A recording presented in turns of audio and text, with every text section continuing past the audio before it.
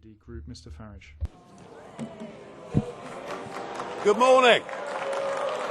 Good morning. Funny, isn't it? Funny, isn't it?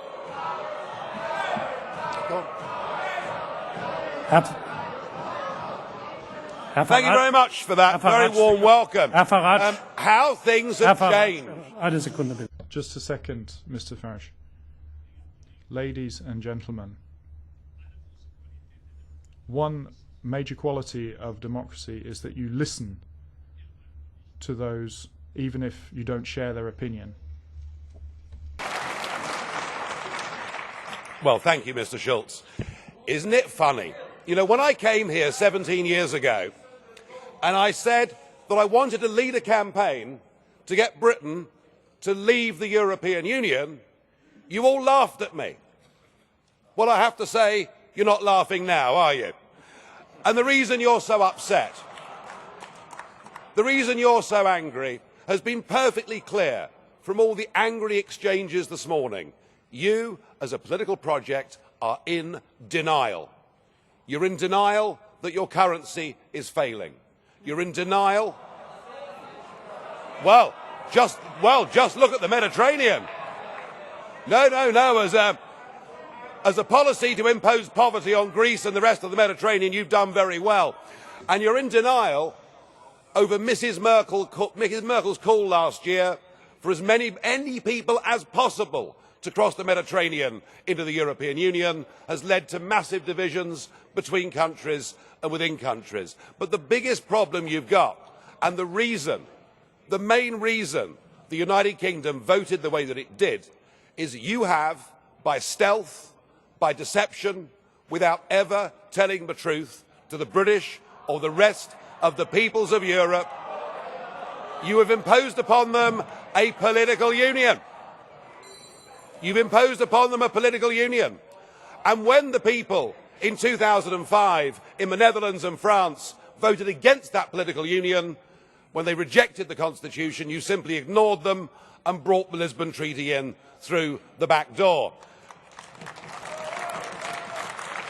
What happened last Thursday was a remarkable result. It was indeed a seismic result, not just for British politics, for European politics, but perhaps even for global politics too, because what the little people did, what the ordinary people did, what the people who have been oppressed over the last few years and seen their living standards go down, they rejected the multinationals, they rejected the merchant banks, they rejected big politics, and they said, actually, we want our country back, we want our fishing waters back, we want our borders back, we want to be an independent, self-governing, normal nation, and that is what we have done, and that is what must happen.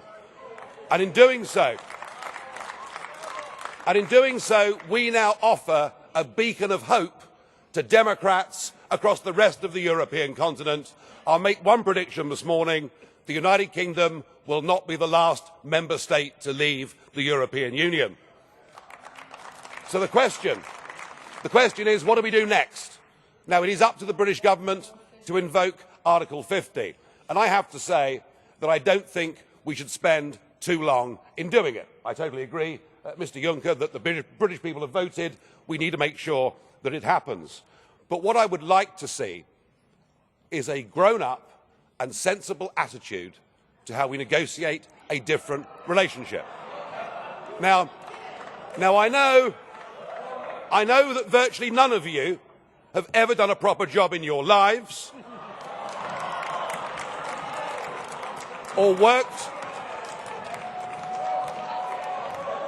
worked in business, or worked in trade, or indeed ever created a job. But listen, just listen. The fact that you're claiming nobody has done a decent job in their life, you can't really say that. I'm sorry. No, you're quite right, Mr. Schulz. UKIP used to protest against the establishment, and now the establishment protests against UKIP. So something has happened here. Let us listen to some simple, pragmatic economics. We, between us, between your countries and my country, we do an enormous amount of business in goods and services. That trade is mutually beneficial to both of us. That trade matters.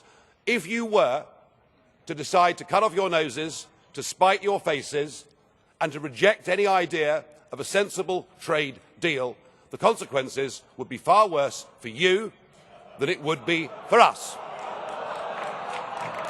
And even no deal is better for the United Kingdom than the current rotten deal that we've got.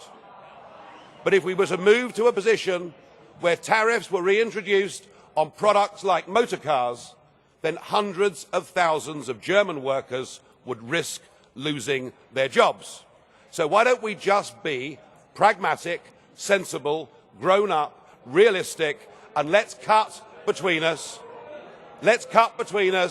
a sensible tariff-free deal, and thereafter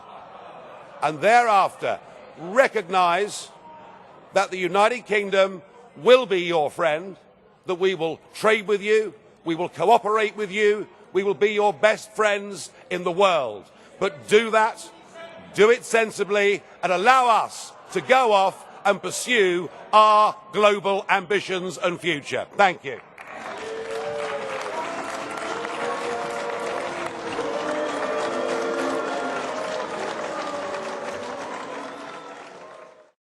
The London stock market's rallying strongly this morning. It is now 12% up since its February lows. Sterling is weak, but then it started declining from July 2014, and the Prime Ministers of Australia and New Zealand are now vying for who can be the first country from outside the EU to do a trade deal with the United Kingdom. Things are looking pretty good.